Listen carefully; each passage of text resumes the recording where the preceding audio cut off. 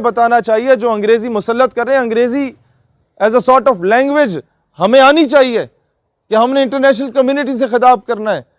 ये उसी तरीके से इंपॉर्टेंट है जिस तरह आपके लिए वॉशरूम जाना इंपॉर्टेंट है, उसके बगैर आप रह नहीं सकते, तो अंग्रेजी के बगैर आप पर्चा पास नहीं कर सकते, इसकी यही हैसियत है। तो पहला तकरीब हल्फ बर्दारी में जब हमने ख़वातीन से कहा कि आप लोगों को इजाज़त है आने की, तो साथ ही उनके वालिदैन को भी इन्विटेशन लेटर भेजा था। और जब वो हुआ तो सबसे पहले मैंने अपनी वालदा और बहन को कहा है कि आपका वहाँ पर होना मौजूद होना ज़रूरी इसलिए है कि जब जो लोग लीड कर रहे हैं उनके घर की माँ बहन मौजूद होगी तो लोगों की माँ बहन की इज़्ज़त महफूज होगी। इसकी वजह क्या है? जिस तरह इन्होंने मंशूर बताया कि वो तो ख़त्म नबूवत का काम है, या नामूस रिसालत का काम है, या नज़रिया पाकिस्तान का काम है, या पाकिस्तान की इस्लामिक आइडियोलॉजी को डिफेंड करने का काम है। जिस तरह अगर किसी मस्जिद और मदरसे में कोई मौलवी हराम टोपी करता है किसी मासूम बच्चे के साथ, तो उस मौलवी को कोई नहीं जानता, उस अब्दुल कवी को कोई नहीं जानता। बदनामी इस्लाम की होती है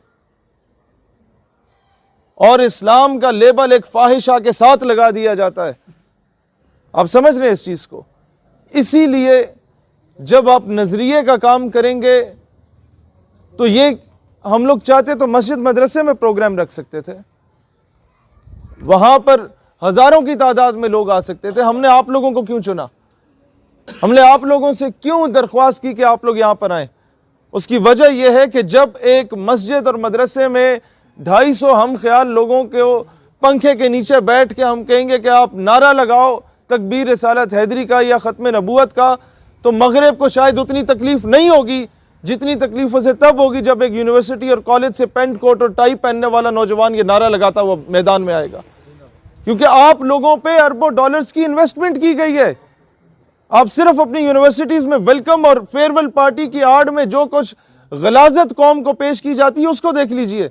हमारे लिए पहले 2 सेमेस्टर्स में से तो ये बड़ी एक खूबसूरत चीज़ समझी जाती थी कि जनाब बड़ा मॉड स्कॉट किस्म का माहौल होगा तो एंजॉय करेंगे, लेकिन बाद में हमें अंदाज़ा होता था कि हमारी बहन ने भी इसी तालीमी इदारे में तालीम हासिल करनी है, उसको भी दुपट्टा लेने पे तौहीन समझी जाएगी। आज क्या मसला है कि तालीमी इदारों में कई ऐसी यूनिवर्सिटीज़ हैं कि जहाँ पर जब आप पेंट शर्ट में जाते हैं, जीन्स पहन के जाते हैं, पहनने में कोई हर्ज नहीं है, पहना करें, लेकिन आपको रोका नहीं जाता। शलवार कमीज पहन के जाते हैं तो कहा जाता है ये कहाँ से पेंडू बन के आ गए हो, गेट पे रोक दिया जाता है। क्या ये हमारे कौमी लिबास की तौहीन नहीं है? फिर आप ये देखें कि बड़े बड़े OA लेवल्स के स्कूल्स, जहाँ पर 2006 में 6ठी क्लास में मैं था तो उस वक़्त रूट स्कूल में मैंने 1 साल के लिए पढ़ा, तो सिवाय उर्दू के लेक्चर के बाकी जो भी लेक्चर्स होते थे जिस सब्जेक्ट के, आप उर्दू का एक लफ्ज़ बोलते थे ना गलती से तो आपको 2006 में 10 रुपए का फ़ाइन हुआ करता था। और बीकन हाउस में तो ये लिखा जाता था कि जनाब speaking foul language and Punjabi is not allowed, यानी कि घटिया तरीन ज़ुबान और पंजाबी बोलने की इजाज़त नहीं है। आप पंजाबी को मना कर दें एक अलग चीज़ है, उसे घटिया ज़ुबान करार दें, ये अपनी सोच की अक्कासी कर रहे हैं ये लोग। और उस पे क्यों कोई रद्द अमल नहीं आया? क्योंकि हमारे पास काउंटर नैरेटिव नहीं होता था, हमारे पास बोलने वाली कोई आवाज़ नहीं होती थी। आपको उन्हें बताना चाहिए जो अंग्रेज़ी मुसल्लत कर रहे हैं, Angrezi as a sort of language हमें आनी चाहिए कि हमने इंटरनेशनल कम्युनिटी से खिताब करना है।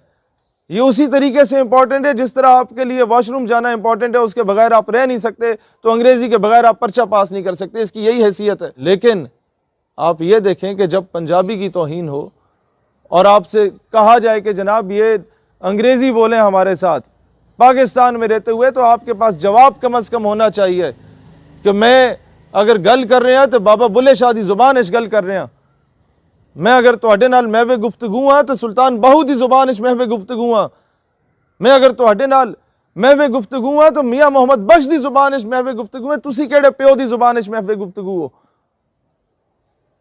अगर पश्तो में बात की जाए तो ये अब्दुर्रहमान बाबा रहमतुल्लाह अलैह की ज़ुबान है, ये खुशहाल खान खटक रहमतुल्लाह अलैह की ज़ुबान है, जिन्होंने सारी ज़िंदगी हुर्रियत के लिए गुजारी। अंग्रेज़ों से आज़ादी के लिए गुजारी। और रहमान बाबा का जब मैंने मज़ार देखा पेशावर में, मैंने कहा इनकी हिस्ट्री क्या है, तो कहते हैं बड़े जागीरदारों के बच्चे थे। मैंने कहा इनके बाप दादा की कब्र किधर है, तो कहीं पर मुझे नज़र नहीं आई। और कहते हैं इन्होंने खुद ज़िंदगी फ़कीरी में गुजारी। मैंने कहा इतना बड़ा मज़ार कैसे? जब मैंने शायरी पढ़ी तो मुझे अंदाज़ा हुआ कि उनकी पश्तों की 95% शायरी रसूलुल्लाह पर लिखी गई थी। तब अंदाज़ा हुआ कि जनाब दुनिया की तमाम तर इज़्ज़तें रसूलुल्लाह अलैहिस्सलातु वस्सलाम के सदक़े और तफ़ैल में